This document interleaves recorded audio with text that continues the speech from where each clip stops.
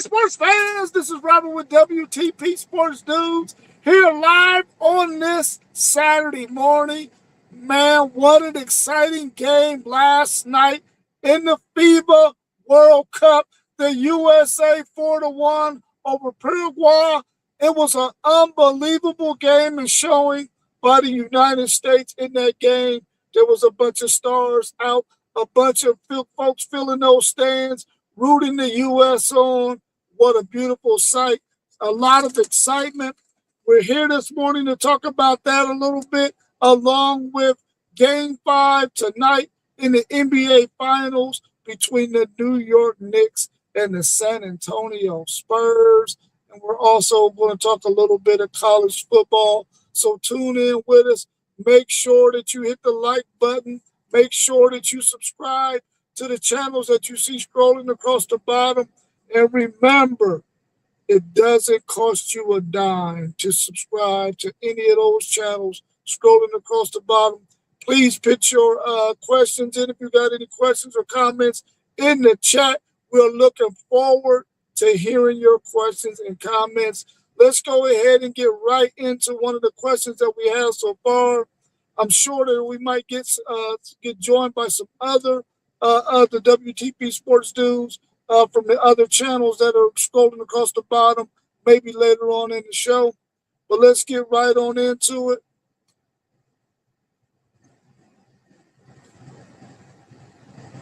Make sure I got that right on there. Okay. The FIFA World Cup has started. U.S. defeats Paraguay 4-1. How exciting are you this event? And what? And the U.S. having a good showing. Man, that was so exciting watching that game last night. I really felt like the USA came out with a lot of adrenaline. Of course, these games are being played in the United States of America. The first time in maybe 30 plus years, they had a really, really good showing. I thought they played really, really well. They played aggressive. They played timely. They had good passing. They understood what it took to be out there on that field, and they played really, really, really well. And I was excited to be able to see them in the way they played yesterday. Let me see. I'm trying to get. Oh, he went off. I was trying to bring my man in, Mr. One Take Zaya, but I think he might have fell off. But the way they played, and I'm going to tell you right now, I don't know a lot of their names, but I was excited to see how well they played together. They played really fast, really aggressive, and really smart. There were times when I felt like Paraguay was trying to get right back into this game when it was 3-1, and they had a couple of times where they were being aggressive as well, trying to score the goals to get it to 3-2.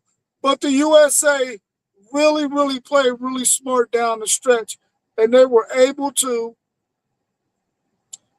keep Paraguay from getting another goal. And I thought that was really, really good playing by them. They made sure that they almost gave up a goal though on a bad pass across the field, but they were able to stop that goal. But I thought that was really, really, really exciting to watch. I got my man One Take Zed with me here this morning. Did you catch any of that FIFA World Cup last night game between the U.S. and Paraguay? And how exciting was it? And do you think the USA had a good showing? Nah, I wasn't able to catch none of the World Cup, man. I woke up this morning to the group chat. I seen y'all was in there hyped up about it though. Yeah, it was a really, really good game. If you get a chance to catch any of the highlights, or even if you get to catch their next game, if you get an opportunity to, please do so. Because I think that the way that they played, they really showed that USA Soccer is going to be a team that's going to have to be contending with in this World Cup. Do I think they're going to win it all? I'm not sure. But they played really, really well yesterday, and I think that they got an opportunity to make it at least further on in this FIFA World Cup tournament.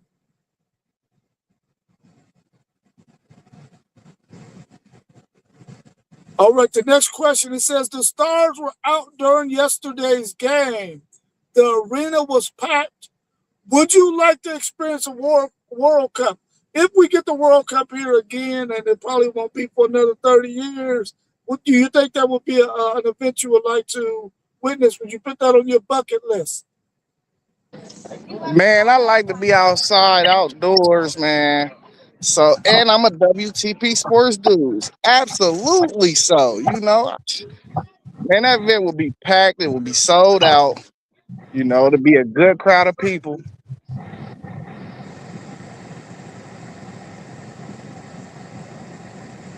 Yeah, I would definitely want to be out there as well.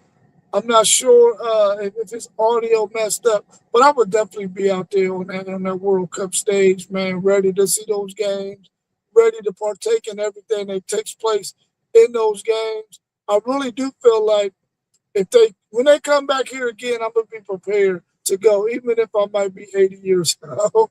I'm gonna be prepared to go to the World Cup. I see Kareem Abdul-Jabbar there, and I'm quite sure that I will probably be around that age range if it comes back to the U.S. Um, by that time, I will probably be around Kareem Abdul-Jabbar's age. So if he can go, I know I can go.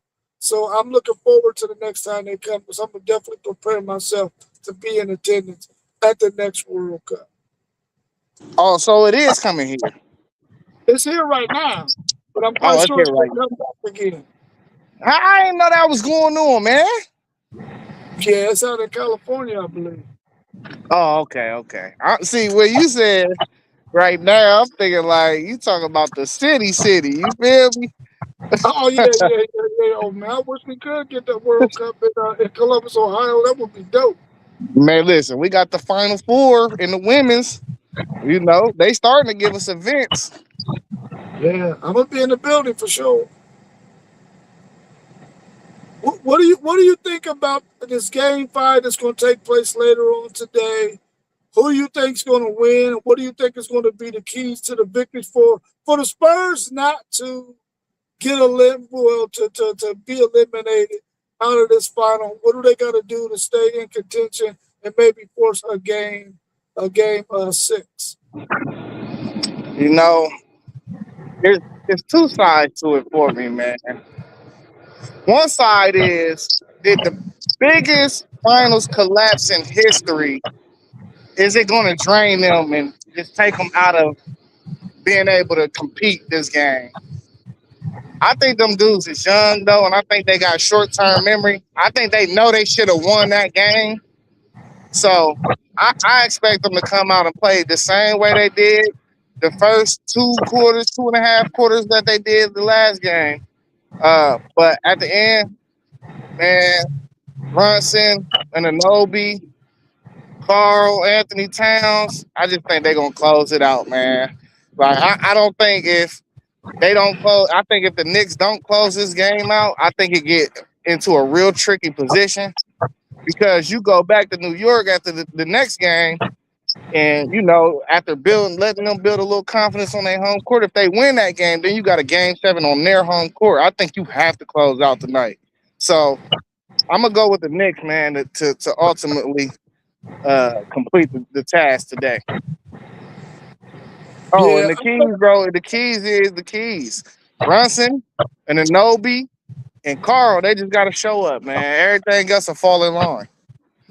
Keep on playing how they been playing. Be physical with Wemby. You know, uh, yeah, and keep on containing. I think the biggest thing is Josh Hart containing Stephon Castle. I think that's really been low key the X factor of this whole series. yeah. I think the Spurs in several games, well, really in all the games, they've been up at least 10 points or more in every game in this series. They find themselves down 3-1. They should have won that game this last one in New York, and they fumbled the ball. You said that this is a really young team, and when I went back and looked at it, this team is really, really young, man, and that's probably the reason why they lost two of those games that they should have won. The bad pass by Wembley in game three, and then the collapse in game 4, especially down the stretch by DeAndre Fox, who was probably their most senior player. I just really feel like the Spurs are going to come out in this next game and they're going to try to push it to a game 6. I think they're going to be able to do that. I think they're going to beat the Knicks, but I think it's going to really have to be a situation where they understand the seriousness of the game. They should have learned from those games that they lost so far in this series, the ones that they gave away for sure, and make sure that they stay within themselves and don't get too happy with the three ball. If it's falling for you and you heat checking, that's one thing. But when you continue to keep heat checking, like we seen them doing that last game where I think they took 8 straight threes, at some point you got to go down there and get your easy bucket or get to that free throw line. And I think they understand that because I'm quite sure the coaching staff, other players, some veterans who they might have connections with, have all told them that very thing. At some point, when it's not falling for you, you got to get to the cup, you got to get to the line, or you got to get you a layup. So hopefully the Spurs will be able to do that and force a game 6 because I'm not quite ready for basketball to be over yet. But I do believe that if it do get to game 6, the Knicks are going to close it out on their home court and win that series 4-2. Um, you talked about the physicality that the Knicks are using on Wemby. Do you think it's borderline dirty, or do you just think that's how the game is played and you got to be physical during these playoffs? Man, listen, Wimby been playing dirty, period. So I think they dishing to him what he dishing out. It's an even call, man. I think Wimby been doing little cheap shots and stuff, but that's how they play overseas for real. Yeah. In Euro basketball and all that, they play physical and they take cheap shots over there. So I think that the Knicks is just dishing out what he dishing. Yeah, I agree with you on that. I feel like when you go and watch the overseas basketball, you see a lot of that. What you see Wemby doing, you see a lot of that in those games. And I would like to see more of that in the NBA. I think the NBA has gotten away from some of that physicality. Maybe during the regular season, we won't see it as much, but I would like to see it a little bit more than what we have. But in the playoffs, I think we've seen it throughout this whole entire playoffs. We've seen the physicality really go up a notch or two. And I like seeing that because it's a physical game. It's a contact sport. So ain't no need to be out there playing like you're playing powder puff. Um, what do you think Wemby's objective is going to be in this next game tonight? What was the question? What do you think Wemby's objective is going to be in tonight's game? It's all about winning. That's all. All you want to do is win the game. It ain't about stats at this point. You ain't shooting for 25, 12, and 7 blocks. No, you just want to do whatever it takes to get a dub. That should be on everybody's mind on both sides of the court.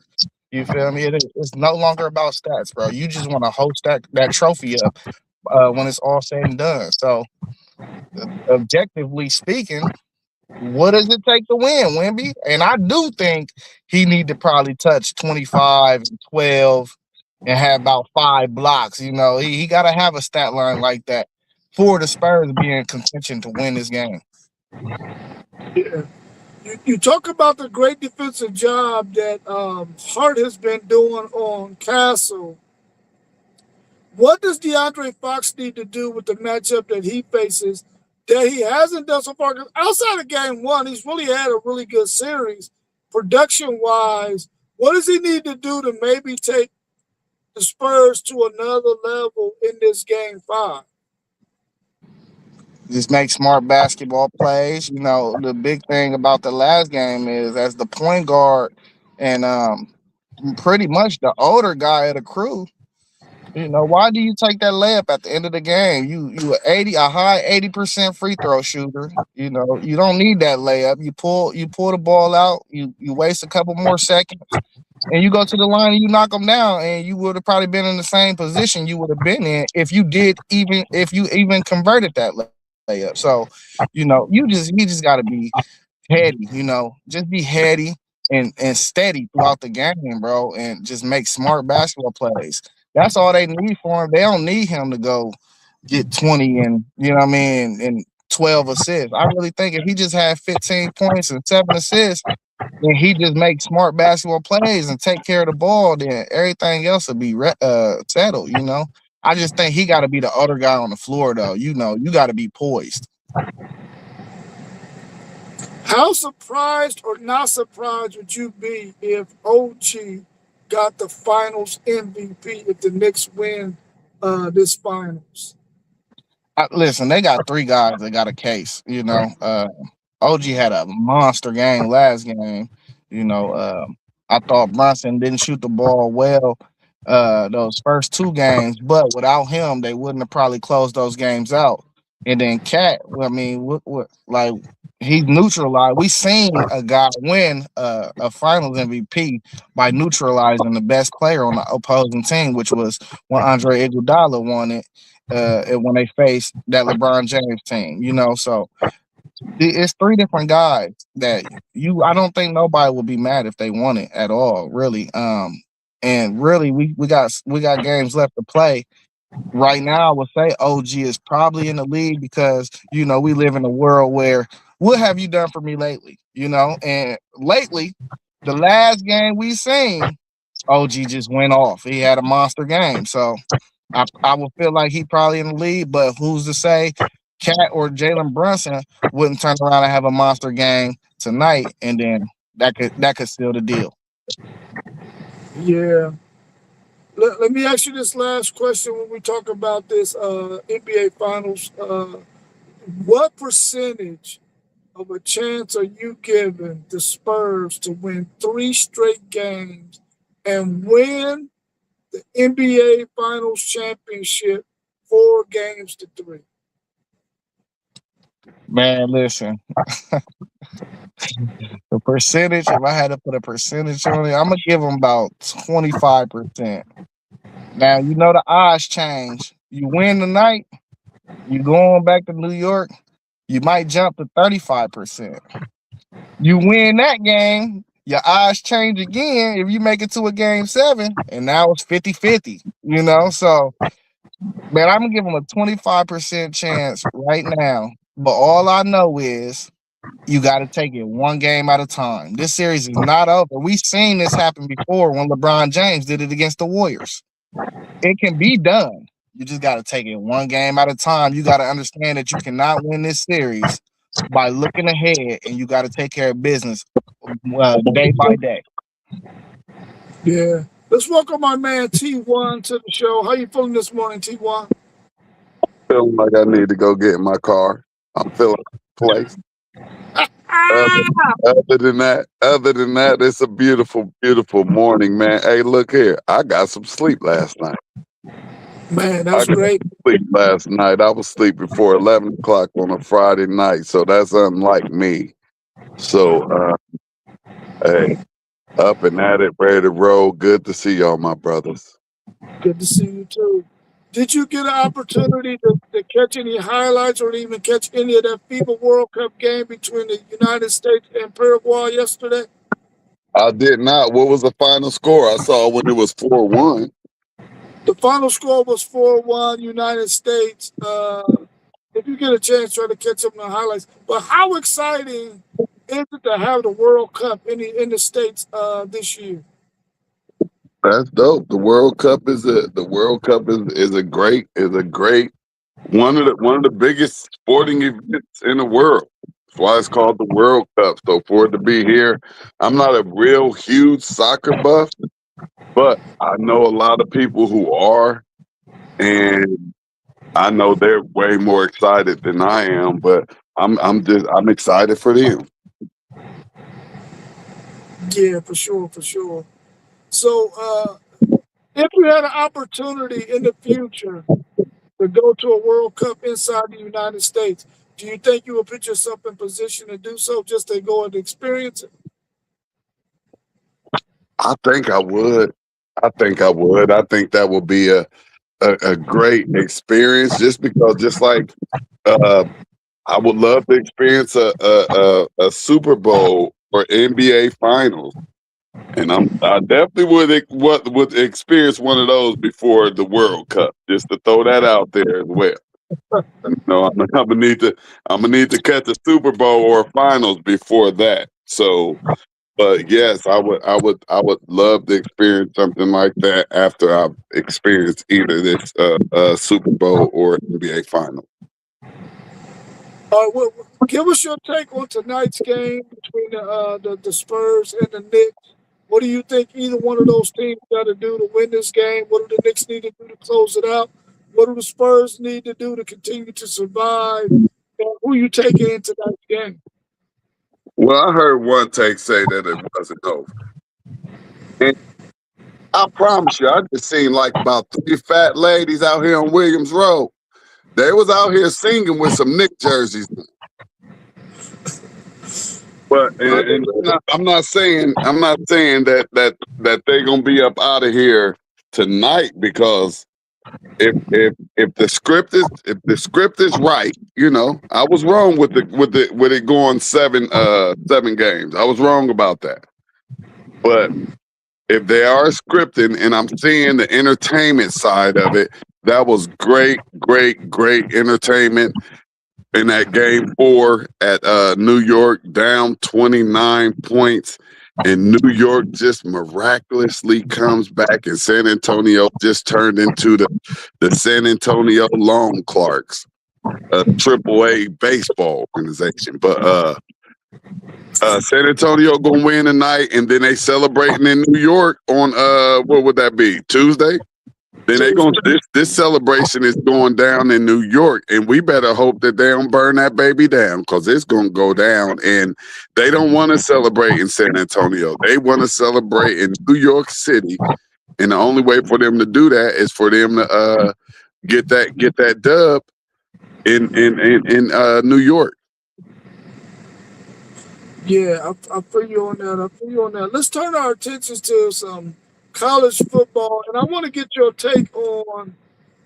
I want you to put on your coordinator's hat, your head coaching hat, and I want you to tell me, what do you think you would do if you were facing Jeremiah Smith on a Saturday morning or Saturday afternoon or Saturday evening as a defensive coordinator? What would your game plan be to face Jeremiah Smith?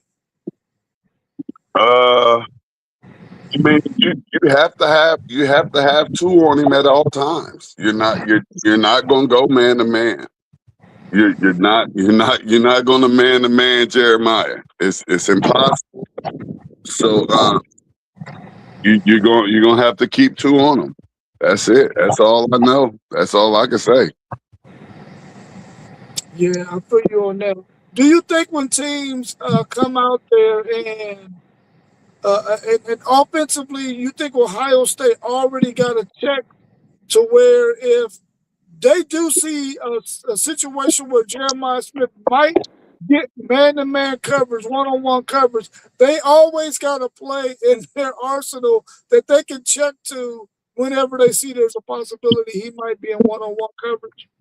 Yeah, that's one of the things that will be implemented into this offense this upcoming season. You will see Jeremiah getting plenty more targets.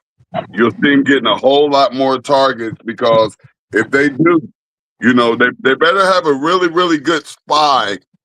If they want to try to counter that and just look like they're in the man-to-man. But they got that help, and it's kind of easy to see when they have that help over top too as well. If you are a knowledgeable quarterback. Yeah. Keep your defensive coordinator hat on, and what would you do against Miami slot receiver Malachi Tony? Listen, I would do the exact same thing. I'm guarding him just like I'm guarding Jeremiah. He's gonna get the same treatment. He's a dynamic wide receiver, so he's gonna get that exact same treatment. Yeah, I feel you. I want you to put on your offensive coordinator hat, and you're going against Leonard Moore, who is considered one of the top defensive backs in the country for Notre Dame. As an offensive coordinator, what is your game plan whenever you got to face a guy like Leonard Moore? Uh, I'm not. I'm definitely not going. I'm not going his way that much. I'm not going his way that much. Everything will be designed to go away from him. We're not. Unless I have a Jeremiah Smith. Now, if I have a Jeremiah Smith if I have a Jeremiah Smith on my team, of course, it's a completely different ball game. Let me ask you this. So with a Jeremiah Smith, let's say a Jeremiah Smith Leonard Moore matchup happens. Can you see the defensive coordinator for, let me let one take say back in. Can you see a defensive coordinator for Notre Dame allowing Leonard Moore to follow Jeremiah Smith? Absolutely. I mean, they have to. But I don't even know if you can still. I don't care if he is one of the top corners out here. I don't know if you can just still leave him out on the island with a Jeremiah Smith. And if so, I'm going to test you.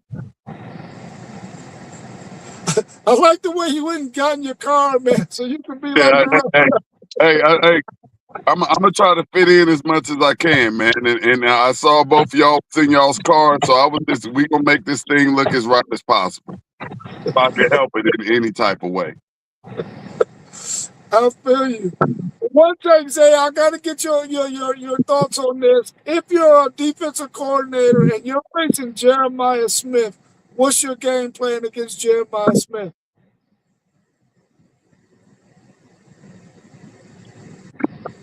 Got a bracket him. We seen that the bracket can kind of slow him down. But as far as the Leonard Moore thing, yeah, I'm with T1. You can't just one on one him and me not test you. I gotta test you, even with Leonard Moore being a consensus, uh, possibly a top three pick. He's probably gonna be the number one corner off the board in the NFL draft coming up. So that's good on good, but defense has always been at an advantage. Receiver know where he want to get to and what route he running. As a DB, you got to react to it. So, you already at a disadvantage. It's hard to guard some of these alien type receivers one on one for a whole game and shut them down. It's just really not how it usually works. But we done seen a couple guys do it over the years. Do we think this is Revis Island or Deion Sanders or Woodson? I don't know if he on that level, caliber level. He's a good, very solid player though. But nah, I'm not covering Jeremiah Smith one on one. You got to bracket him. You gotta have three guys around. Do you think if there's ever an instance in a game where it might appear like Jeremiah Smith might be getting one-on-one coverage, do you automatically audible out of the call that you got called to try to get him the ball if it looks like he has a one-on-one? You know, I mean, if he's in a one on one, absolutely. But at Ohio State, how much control do they give our quarterback to do that? We didn't give him that type of control last year to do that. Now he got a full year under his belt. Hopefully, they give him a little bit of that control this year. Um, but even at that, this is the problem I have, and I voiced this plenty of times. You seen times where Jeremiah was one on one, and the ball did not find him. In that Texas game, he had a wide open touchdown. All you had to do was throw him the ball, and we didn't throw him the ball. So that we miss him. You can have one on one matchups, but if your quarterback not throwing the man the ball, then it ain't really much he can do. Yeah, that's a fact. That's a fact. Let's switch over, and I want you to put on your offensive coordinator hat. And how do you attack Leonard Moore? With a Jeremiah Smith, Hey, with a Jeremiah Smith, that's how you attack. I done seen him shut down some dudes over the last year, man. So, oh, I feel like even Jeremiah said, even Jeremiah said that was this tough matchup. So, Leonard Moore is one of them dudes, man. You got to give him credit where it's due. Yeah. Do you think that Malachi Tony should command the same kind of attention that Jeremiah Smith does from defensive coordinators? Yeah. I mean, it's a different type of attention that you got to worry about with Malachi. They trying to get the ball out quick, get him in some bubble screens, get him into space. So, when you think about Jeremiah, it's more or less deep behind the defense, intermediate. He can catch screens, but Malachi Tony is a different type of explosive than Jeremiah is. They both explosive players are just differently explosive. So yeah, you gotta key in. I think that's a big part of their offense though, and they got a strong run game over there. So um, it's kind of like a yin and yang over there.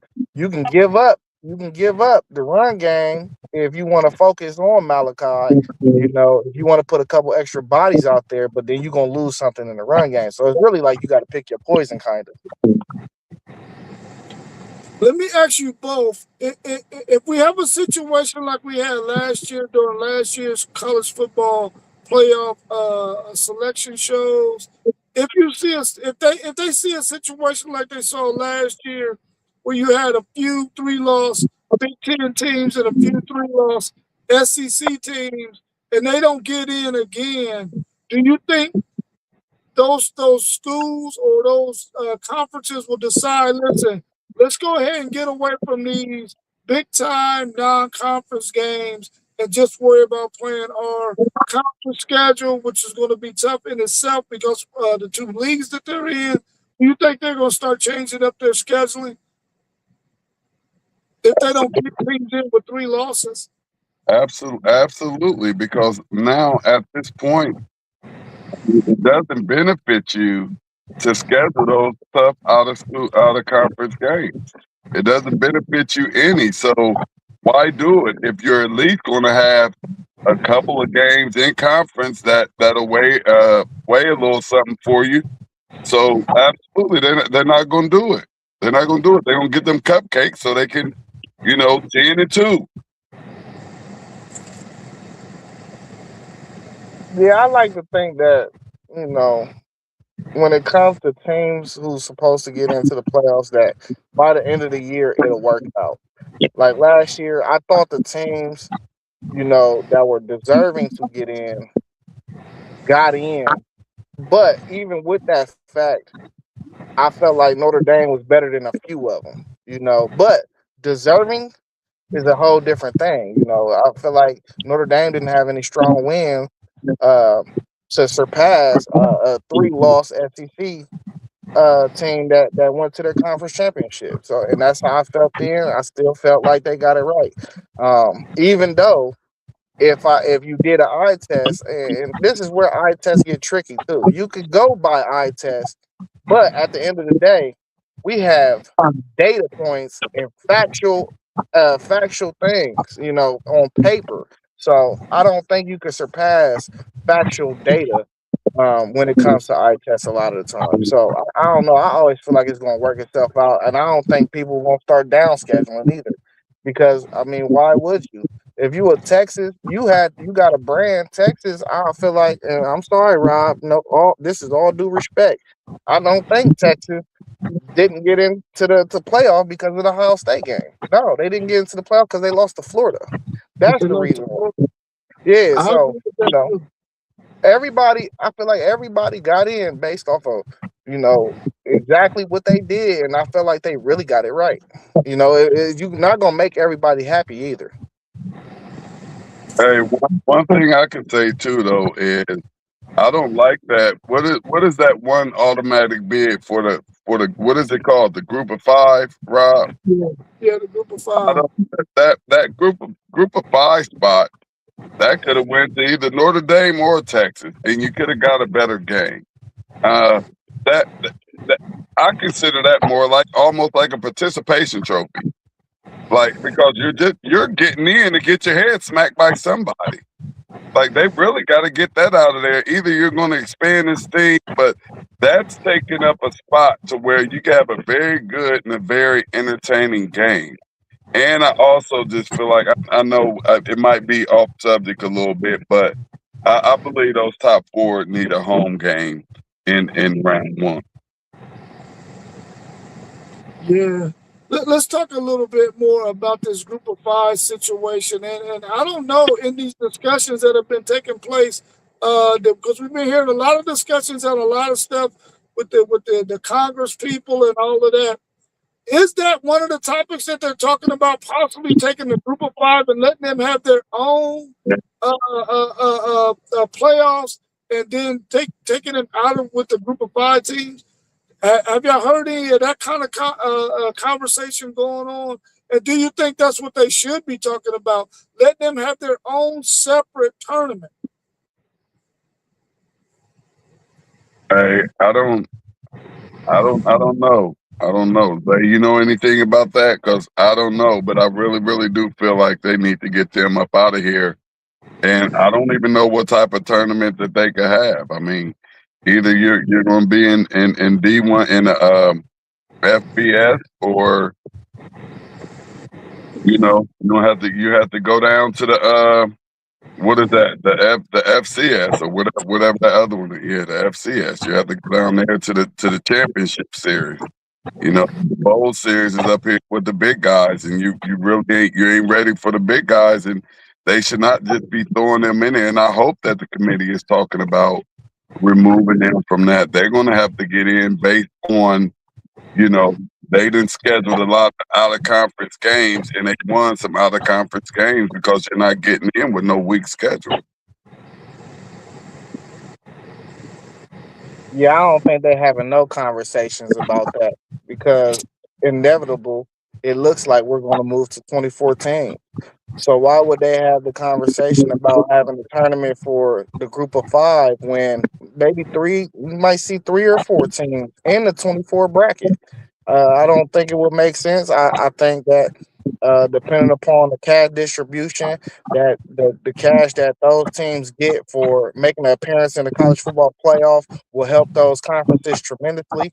And I just don't think it would really make sense to have conversations of NIT style tournament for the group of five.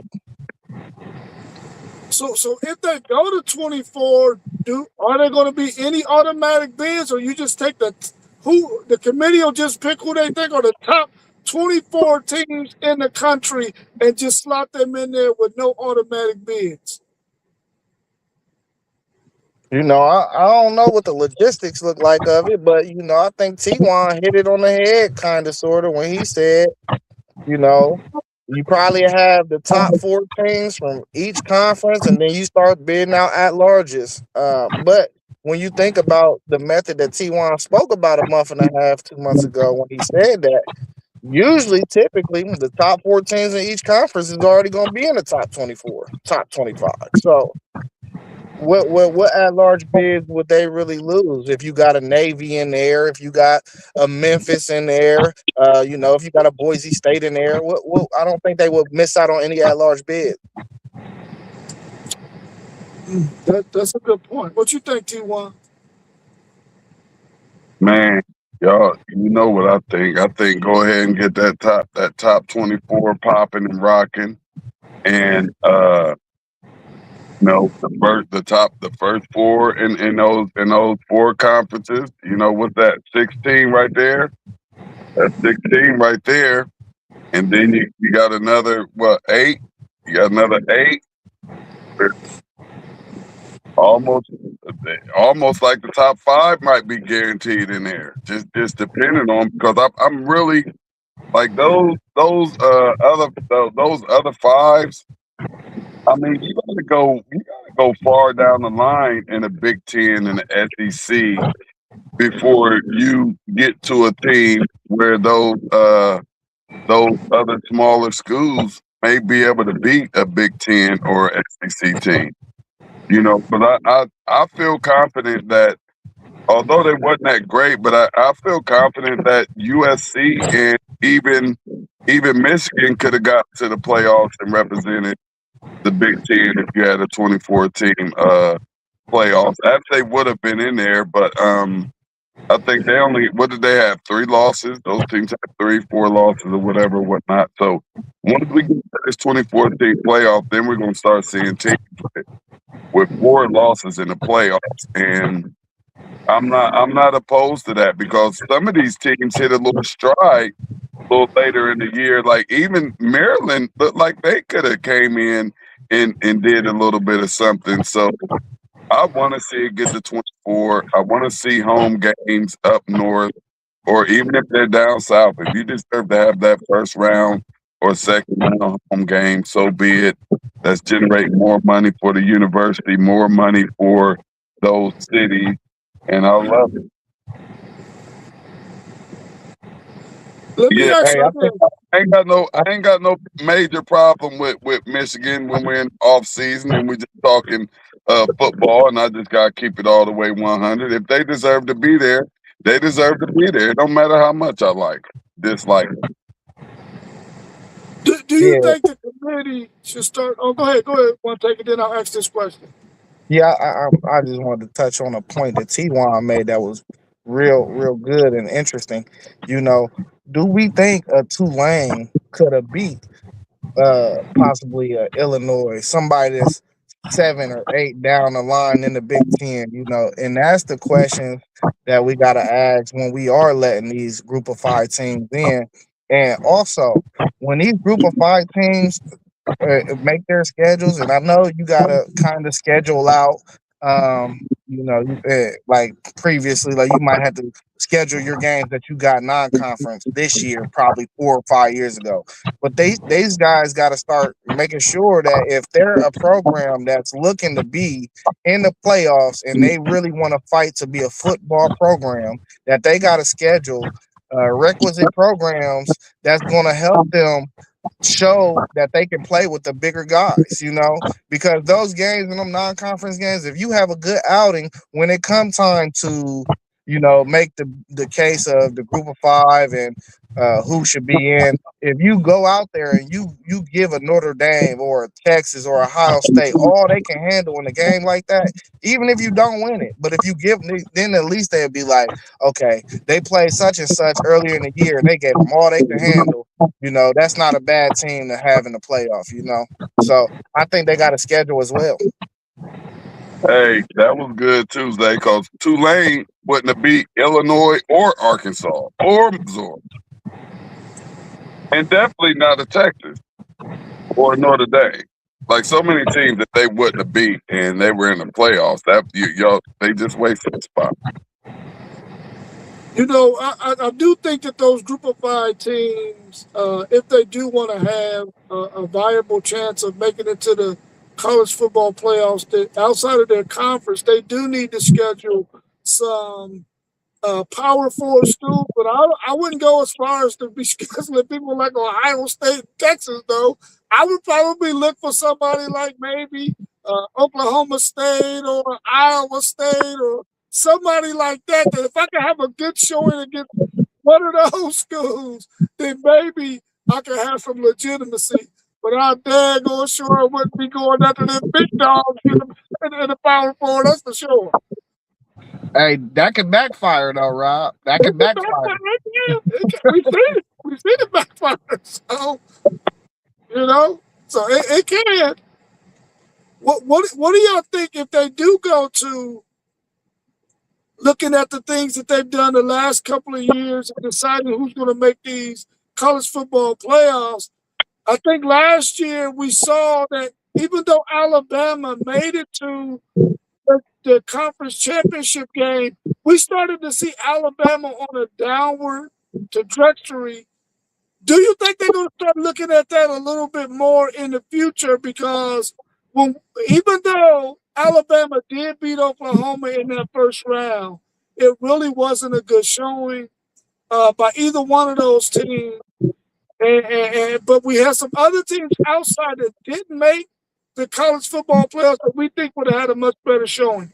Do you think they're going to look at the way a team has played in the last 5 weeks of the season, even though they might make their conference championship game, to see if they should really be viable to make it to the college football playoffs if they're not playing well at that point? I don't really think so. And then especially if it expands, I don't really think so. This year, so it, the dominoes got a million different ways they can fall. It all depends on how the dominoes fall. Last year was a weird year, but I think we got enough cross matchup games this year to where you can kind of compare the strengths of conferences. So, for instance, we got Baylor and Auburn week 1. We could kind of see how Auburn match up against Baylor, what Baylor does in the Big 12, what Auburn does in the SEC. I think just we got quite a few of these type of matchups to where we can kind of gauge the strength of conferences this year. So if it comes down to that, and you do got a 3-loss SEC champ, it just depends on what team are they being compared to, in that instance, because last year was just so weird, man. The ACT had the whole country jacked up for real. It just was jacked up from the jump. Yeah, that is true. That is true. Anything else y'all want to talk about as it relates to any other sports that's going on around the country before we wrap up? Just getting ready for these finals, man. And like I said, I truly believe that Santa Ana's gonna win tonight, and they're gonna celebrate in New York on Tuesday. If New York was to win tonight, I would question the way that I look at these sports a little bit, because I just don't see New York winning tonight. You got anything, one take? No, I'm good. I'm good, man. Hey, I'm up here at East High School at the track meet. We got a 11 and under track meet. I'm about to go watch these kids run. Oh, that's dope. That's dope. Track is starting to really catch back on, man, like it used to a long time ago, man. And I'm excited that track is starting to catch some ground. Just like we see soccer starting to get back important as well. Yeah, they take them from 3 and up. I told my lady I'm putting my daughter in track next year. I got the guy's information. She going into this. This would be So good for her. I Yeah. like to put this out there. I just did some shirts for a friend. Her name is Quintina, and she does track training. She has a great track background, and she has a track training club. Well, it's not a club, but it's called Buckeye Thunder. I just did some shirts for them. They hard too. But anybody out there looking and listening, and you're interested in getting your young kid into some training for track so that they can, take it to that next level and be ready by the time they get to middle school or high school, or even if they're in middle school and high school, she takes them all. She does some good things out there with the kids. And so, leave us a comment or something, or jump in somebody's inbox and let me know if you want to get your kids some training for that track. All right, y'all. Dope. All right, y'all. Appreciate y'all joining me this morning. We'll be back again tomorrow at 9 a.m. Hopefully, you can join us again tomorrow. We'll talk some more sports. Make sure that you subscribe to all the channels that's scrolling across the bottom. Make sure you like, subscribe, share our videos with your friends and families. We're trying to grow our channels as much as we possibly can so we can continue to bring you great content. Y'all enjoy the rest of y'all's evening. I appreciate y'all joining me. And like we always say, take us out 2-1. Know the drill, man. We was in the building, now we out, man. Hey, love y'all. Hey. Love you, fam. All right, love you too, bro.